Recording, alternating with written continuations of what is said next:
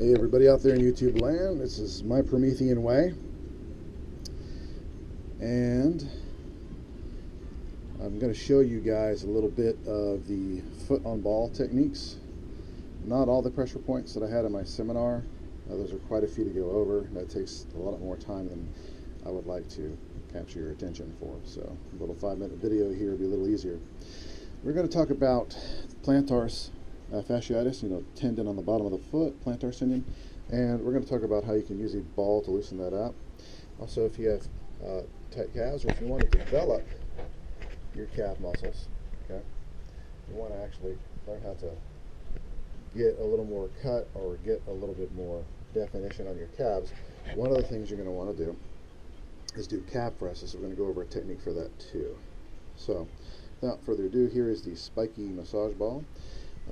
You can get this for about $15-20 at your local store. I hope to be having some form of e-commerce at some point to have my own supply of these to give them to you guys even cheaper. So right here, what we're going to do is start with pushing the ball and pressing it on the back of your toes. That's one of the pressure points we taught in the seminar. It's not necessarily one of the best orders to do it in, but I'm simply going where I got some tightness in the foot.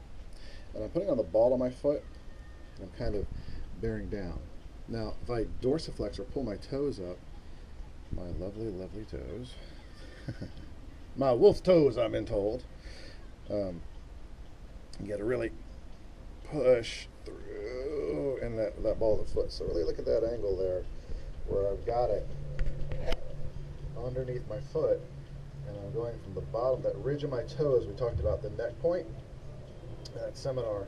So right there, I'm going from there and rolling through the solar plexus point, and then I'm going right to the plantar tendon. I'm just going to go from that point because I found the exact solar plexus spot. And actually, once I get and find it, it changes the way you breathe. So we'll see how it's affecting my voice, because it will cause your solar plexus to respond. So be mindful of that. If you have any breathing disorders, this would not be recommended unless you knew how this affected you and you had a rescue inhaler on hand. That's a good one. Ooh. Right through there. And this is going to relieve a lot of that plantars tendon if you have a tight plantars. Okay? Now, it also can help too if you have edema, even if you have fallen arches. Even if some of your feet are more flat, you can still use this a little more gentle to hit some of the pressure points that are being affected too. Because just because you have fallen arches doesn't mean you also don't have sore spots. This point. Oh yeah.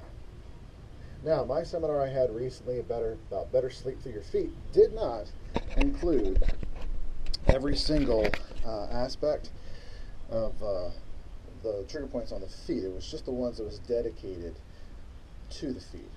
So the next move we're going to show is going to be about calf presses, how to use them. So total gear shift here. So we're going to go from like 3rd to 4th gear here, everybody.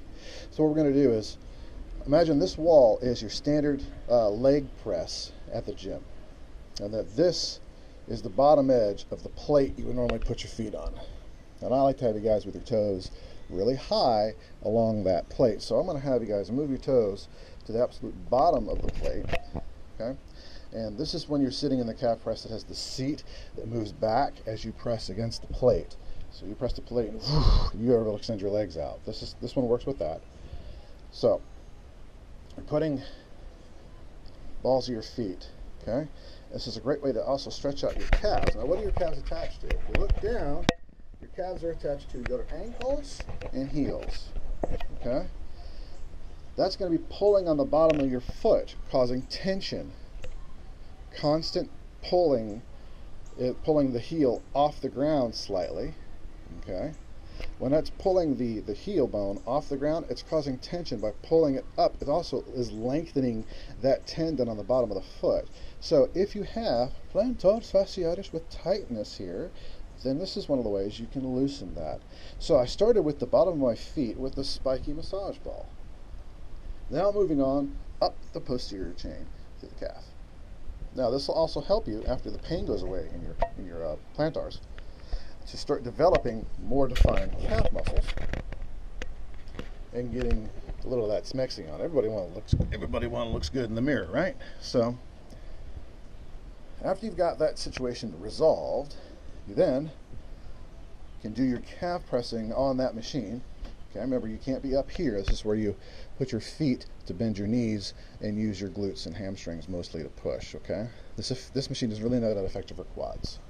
So it's mostly your butt and your hamstrings, the back of your legs, folks.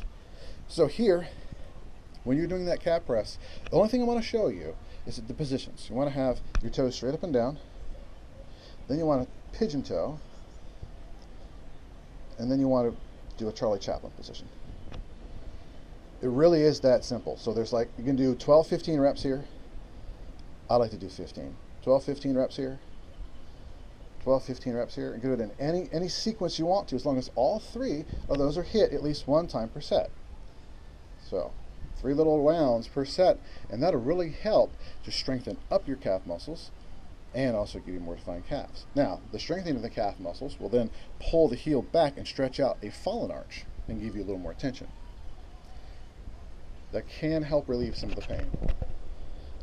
It cannot reshape the arch, though. It'll pull it tight, but reshaping the arch is a slightly different matter. That's a little more fine-tuning. So that's your tip of the day. This is Aaron, and this has been My Promethean Way. If you like this video, subscribe, share, thumbs up, leave a comment. Just post your ideas and thoughts on this too. So it's a fantastic technique that we use in the club to help treat people with such issues as plantars fasciitis.